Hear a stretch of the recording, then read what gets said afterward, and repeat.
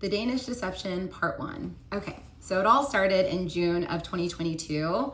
I was in a place in my life where I was working 2 jobs. I was working like a dog and I knew I needed a break.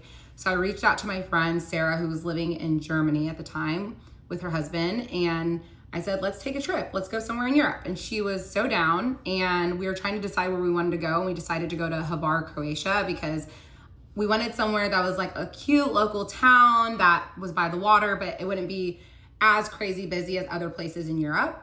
And so we decided to go to Hvar. We flew to Split first, met there, took a ferry over. And at first I was just so amazed at how beautiful this place was.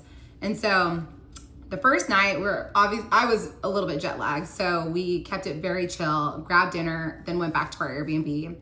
And the next morning when we woke up, we had literally 2 things on our agenda, and that was to eat and drink and be by the water. And well, I guess that's 3 things, but yeah, eat, drink, and be by the water. So we went to Hula Hula, which if you've been to Hvar, you've been to Hula Hula. It's this beach club that's very well known there, and it's right on the water. And we're laying in day beds kind of off to the side, minding our own business, sipping mojitos. And I look up and I see this very attractive man. And the first thing that came to my mind was, this man looks like he is walking straight out of a Calvin Klein ad. And I'm telling you guys, 6'3", blonde hair, blue eyes, chiseled skin, so tan, muscles everywhere. I was definitely taken aback. And I feel like it takes a lot for me to really double take a man just based on his looks like that. And 100%, I was a little bit just in awe. I didn't even realize that he was like with a friend at first. And so I'm still minding my own business, keeping it chill. And he looks over at me and he says, how are the drinks?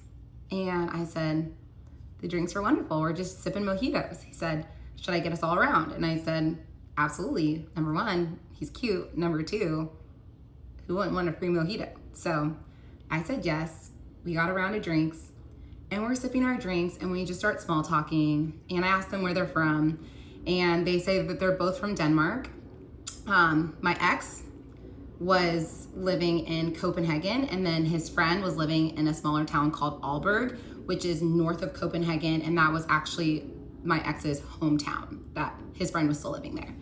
And so we were just small talking the whole time. We didn't really talk about a whole lot of things. It was just like, where are you from? And just basic things. But they were asking us, what's your plan for the rest of the trip? And we told them, we're doing a full day boat excursion tomorrow, and then we're going to dinner tonight at this place called Dalmatino. And he said, oh, how's the dinner spot? And I was like, I don't know, but I got recommended by a friend to go there.